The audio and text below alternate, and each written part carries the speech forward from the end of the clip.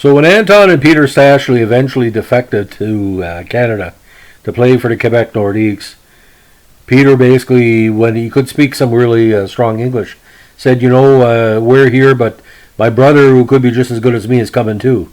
And the guy said, what's his name? He said, Marian. He said, how do you spell it? Well, he said, it spells it like it sounds.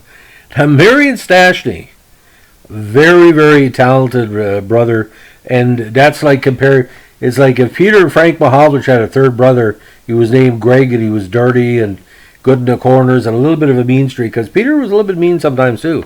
But Marian, what a talented player. What a pleasure to watch.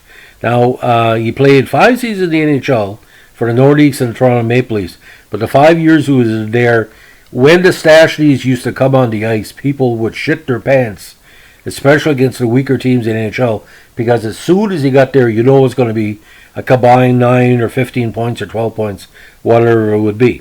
Now, prior to moving to the NHL or defecting, the year after Anton and Peter came in, he played for the great Slovan Bratislava with his brothers Peter and Anton.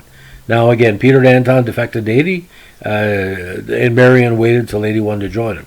Now, he played with Slovan from 74 to 81. During this time, he represented Czechoslovakia in 5 World Championship events, winning 2 gold medals. He also represented 2 Winter Olympics and the 76 Canada Cup, where Czechoslovakia won silver.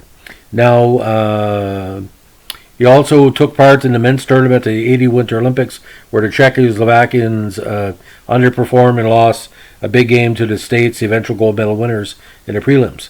Now, he played with Anton and Peter for 4 seasons. Now, there were the third trio of brothers to play in the same hockey team, the first being the Bentley brothers of the Chicago Blackhawks in the 40s, and the second being the Plagers, but the Plagers were all on defense. And the Bentleys were never big point producers. Again, he was eventually traded to the Toronto Maple Leafs before the beginning of the 85-86 season, playing 1 season in Toronto before ending his career in Switzerland with HC Sarre. Now, with the Slovan team, he put up some really impressive numbers, and his best season was his last with Slovan, or last full season, where he had 74 points in 40 games, including 39 goals. First season with Quebec, with Anton and Peter, 89 points in 74 games and 17 points in a playoff run that included a Frozen Four appearance. 1983, 36 goals, 84-20, but by the time the 85 season came about, his production was down, injury plagued. He was traded to Toronto, and he found a little bit of a resurgence of his offense. 53 points in 70 games in 86, and then 27 goals internationally with HC Sarre in 87. Now, his world event totals extremely dramatic. European Junior Championship 71-72, 9 goals and 9 points in 72. 75 at the Worlds, 4 points in 5 games. 76 at the Worlds, 6 points in 8 games. 76 at the Canada Cup, silver medal, 5 points in 7 games.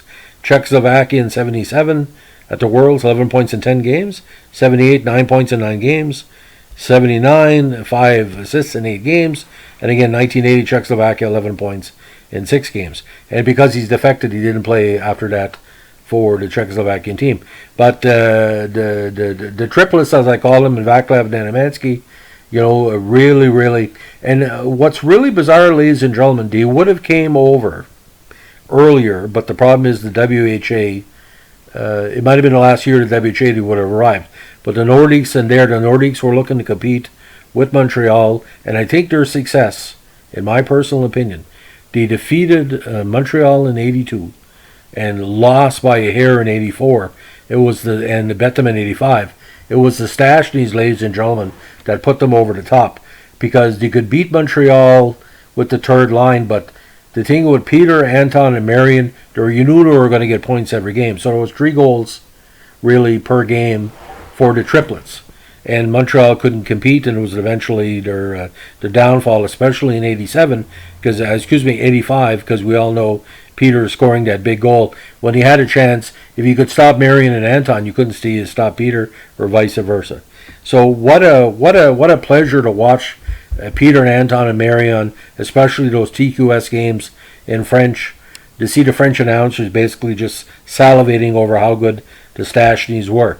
And like the word the Stashnys, couldn't have even thought of in the Canada Cup. There was no such word as the Stashnys. But now when you talk about hockey, we have three good players that kind of do that. He said, I hope they're going to be like the Stashnys. It's the greatest compliment. Because when they played together, ladies and gentlemen, it was like watching three eagles in flight and see them swoop down and get their carrying and just fly off with it. What a tremendous, tremendous player Marian Stastny was. Thanks for listening. Have a good day. Bye.